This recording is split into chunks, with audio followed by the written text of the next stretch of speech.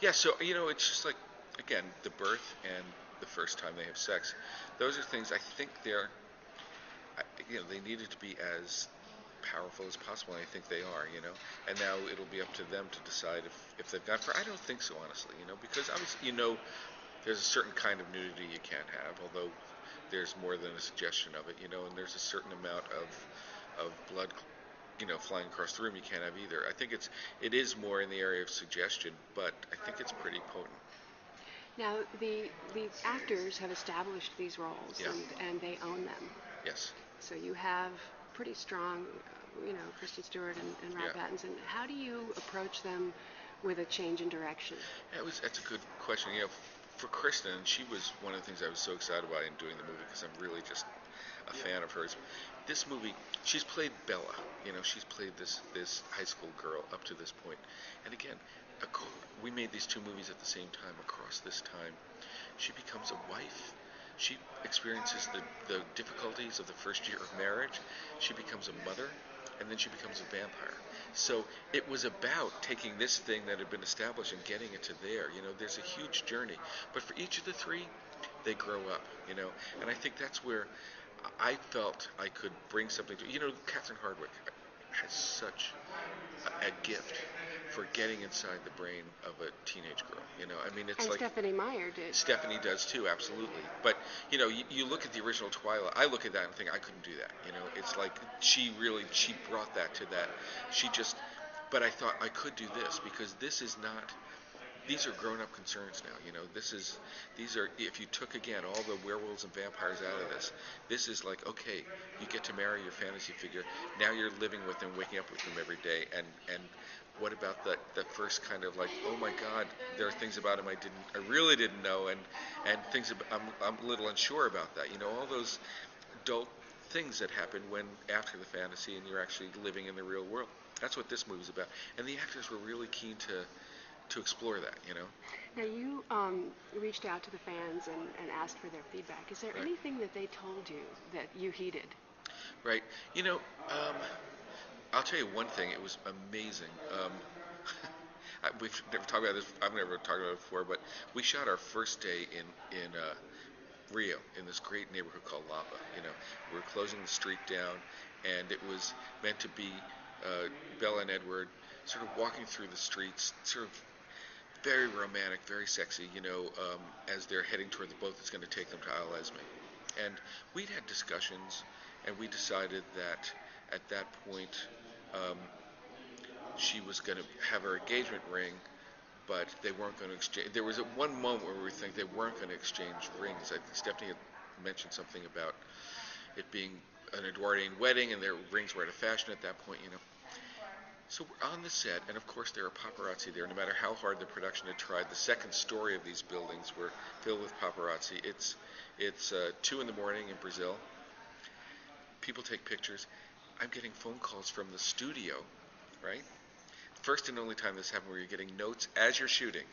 Literally, I've just set up a shot, and it's like, so the fans are really, really upset about the rings. I think we made a wrong decision.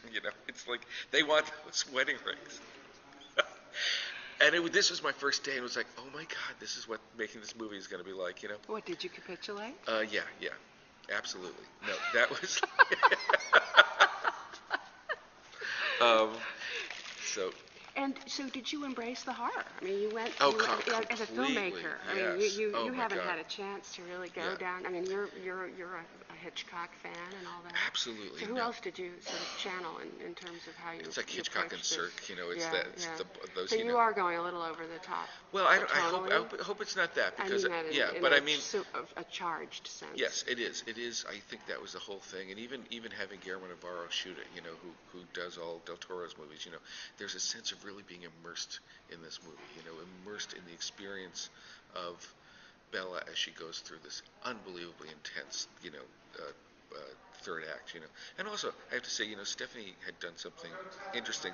These books are all told from Bella's point of view, except for this book, which breaks the point of view in the middle and becomes Jacob's point of view. And that's something we try to do too. Jacob, as he becomes what does it feel like to be him as he's a wolf, to be there, to be communicating with your pack and all that. That's like, again, this kind of immersive experience, I hope, of trying to get inside what that experience is. Which brings up the whole issue of 3D. Yes, yeah. So how did you handle that? Well, it was something we all have strong feelings about this, and I'm sure you do too. Yeah. Well, my feelings have become clearer since a year ago when we had the original discussion of it.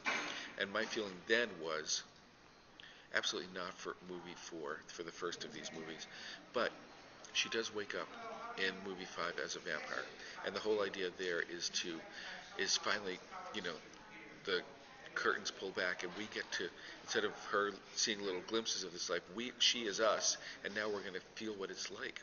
That's a good idea, actually. And so there was a reason to do it.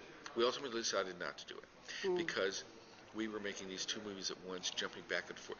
It just got too unwieldy. So they were putting pressure on you? No, I think it was honestly a discussion we all had together. Obviously a year ago, everyone was thinking seriously about it. Now you maybe feel like you did the right thing. I do. I feel like it was.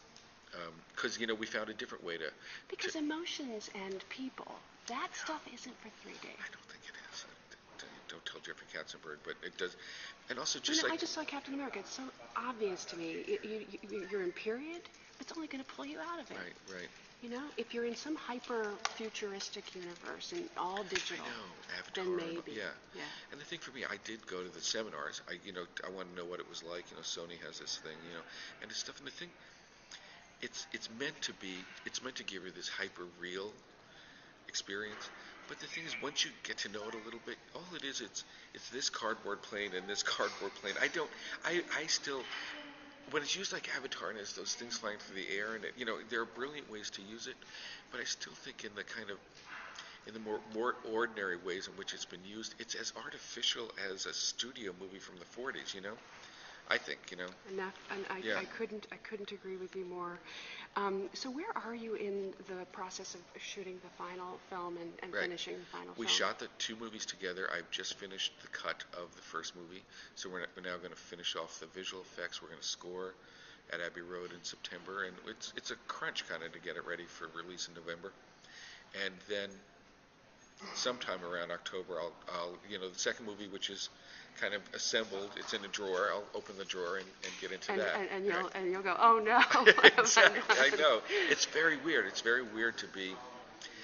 I'll be cutting stuff that by then I would have shot a year earlier, which is a new feeling, And what about the new elements that you've brought to this? That are there some things that are going to be new, sort of fresh and new to the fans that they might not expect? I mean, changes you've made. Yeah, I think so. I think there are some big, in general, there are big changes. A lot in the second movie, but even in the first movie, I think the fun of this is.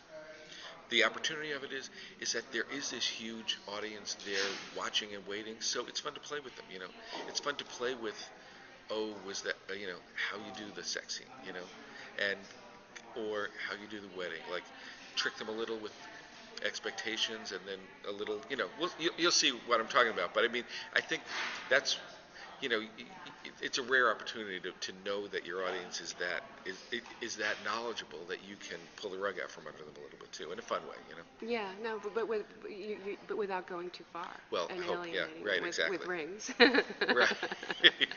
And then the other thing is that these, as we said before, these actors have matured and grown up, and have they become, better actors? And are they more? Is their maturity bringing something to the table? All the stuff that they've gone through that you can tap into. I think it really has, and I think there's each one of them has. I don't, again, I didn't know them before, but they've each got a tremendous ease with themselves and the characters. I would think so. Taylor is just a natural. And Rob too. I think you'll see with Rob. That's a very brooding character. I think, and an idealized version of, a guy, this guy that every woman wants, or a lot of women. I'm Team Edward. Right. All the way. But you'll see there's more, because I'm sure you've talked to him. Rob's a very funny guy. He's very witty, and he's easy to laugh, and more of that has made its way into the movie. He's found ways to bring himself in more, and I think that's always when something really starts to cook, you know? When you, I mean, and certainly Kristen always. Kristen, the Bella of the movie, of all of the movies, I think, is equal parts what Stephanie Meyer created and who Kristen Stewart is, you know? Thank you, Bill. Thank you, Ann.